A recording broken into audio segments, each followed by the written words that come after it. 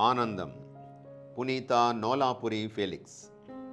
క్రీస్తు కోసం వేదహింసలను భరించడం అంటే రక్తం చిందడమే కాదు, ఆ ప్రభుని నిండు మనస్సుతో సేవించే హృదయం కలిగి ఉండడం కూడా అంటారు వేదాంత పండితుడైన పునీత జెరోమ్ గారు. ఈ మాటలను పునీత ఫెలిక్స్ జీవితానికి ముమ్మూర్తులా అన్వయించవచ్చు. ఫెలిక్స్ ఇటలీ దేశంలోని నోలాపురివాసి. తండ్రి పేరు హెర్మియాసు. సిరియా దేశీయుడైన హెర్మియాసు సైనికునిగా తన సేవలందించి చివరికి కంపానియాలోని రోమన్ కాలనీలో స్థిరపడ్డాడు. తన కుమారులైన ఫెలిక్స్, హెర్మియాసులకు పిత్రార్జితాన్ని మిగిల్చి కాలం చేశాడు. చిన్న కుమారుడైన హెర్మియాసు తన తండ్రి పేరు కలిగినందుకేమో గాని అన్నీ తన తండ్రి పోలికలే వచ్చాయి. సైన్యంలో చేరి రాజుకు సేవలందించాడు. అయితే పెద్ద కుమారుడు ఫెలిక్స్ రాజాదిరాజైన క్రీస్తు ప్రభువు సేవకే తన జీవితాన్ని సమర్పించాలని నిర్ణయించుకున్నాడు. తత్ఫలితంగా తన ఆస్తిపాస్తులను నిరుపేదలకు పంచిపెట్టేశాడు.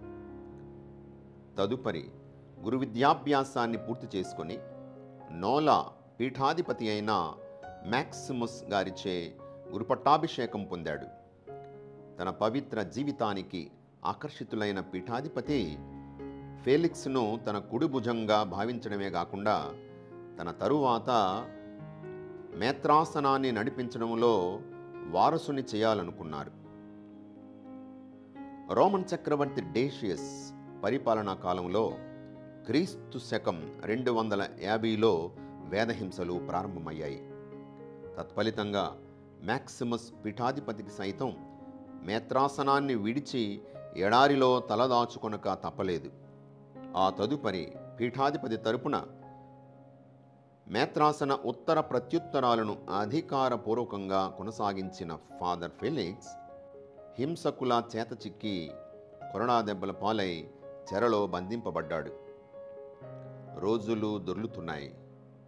చెరలోనున్న ఫెలిక్స్కి ఒక రాత్రి ప్రభువు దూత ప్రత్యక్షమై కష్టకాలంలో ఉన్న పీఠాధిపతిని రక్షించమని ఆజ్ఞాపించింది.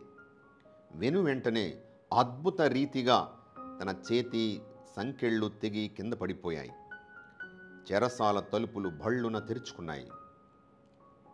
చెరసాలలో బందీగానున్న పేతురును దేవదూత విడిపించిన తీరు ఇక్కడ మనకు జ్ఞాపకం వస్తుంది కదూ. ఆ దేవదూత ఫెలిక్స్ను ఆకలితో ఎముకలు కొరికే చలిలో నోట మాట రాక అపస్మారక స్థితిలో కొన ఊపిరితో అచేతనంగా పడి ఉన్న మేత్రాణుల వద్దకు నడిపించుకుని వెళ్ళింది. ఆ దుస్థితిని చూచి ఫెలిక్స్ కడుపు తరుక్కొని పోయింది. ఆ నిస్సహాయ స్థితిలో ప్రార్థన తప్ప తాను చేయగలిగింది ఏమీ లేదు. నిండు మనస్సుతో ప్రార్థనలో మునిగిన ఫెలిక్స్కు దేవుడు ఒక ద్రాక్ష గుత్తిని ప్రసాదించాడు. దేవునికి వందనాలు సమర్పించి ఇక ఏమాత్రం ఆలస్యం చేయకుండా ఆ ద్రాక్ష పండ్లను పిండి మేత్రాణుల నోట్లో ఆ ద్రాక్ష రసాన్ని పోశాడు. క్రమేణా స్పృహలోకి వచ్చిన మేత్రాణుల వారి కోరిక మేరకు వారిని తన భుజాలపై మోసుకొని వెళ్ళి సమీప పట్టణంలోనున్న చర్చికి చేర్చాడు ఫెలిక్స్. డేషియస్ చక్రవర్తి మరణించినంత వరకు అజ్ఞాతంలో జీవించిన ఫెలిక్స్ చాలా కాలం తరువాత ప్రజల మధ్యకు వచ్చినప్పుడు తనను గుర్తుపట్టడానికి కొంతమంది కాస్త కష్టపడవలసి వచ్చింది.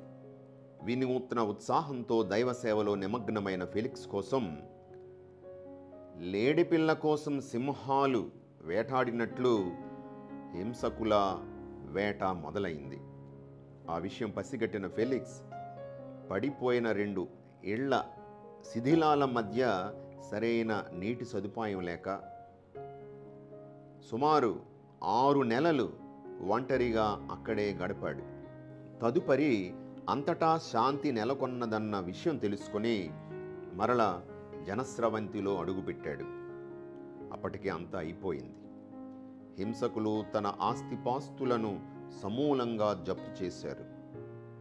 మిగిలిన తన కొద్దిపాటి పొలాన్ని దున్ని బతుకుబండి లాగాడు ఫెలిక్స్. మ్యాక్సిమస్ మెత్రానులు మరణించిన తరువాత స్వయాన ప్రజలే ఫెలిక్స్ను పీఠాధిపతి పదవి బాధ్యతలు చేపట్టవలసిందంగా పట్టుబట్టారు. అయితే ప్రజాభిష్టాన్ని నిరాకరించగా క్వింటినుస్ పీఠాధిపతి బాధ్యతలను చేపట్టారు. జీవితమంతా క్రీస్తు కోసం పోరాడి ఈ సైనికుడు తన రాజాది రాజును చేరుకున్నాడు. ఫెలిక్స్ అంటే ఆనందం అని అర్థం.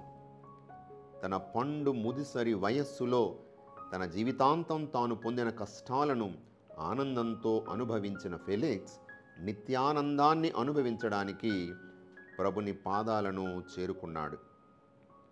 పునీత నోలాపురి పౌలినుస్ ఫెలిక్స్ గౌరవార్థం ఒక దేవాలయాన్ని నిర్మించాడు.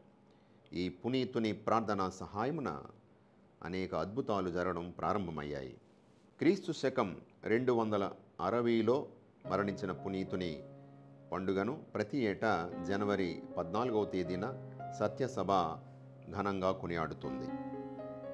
పునీత నోలాపురి ఫెలిక్స్ గారా, మా కొరకు ప్రార్థించండి. ఆమెన్.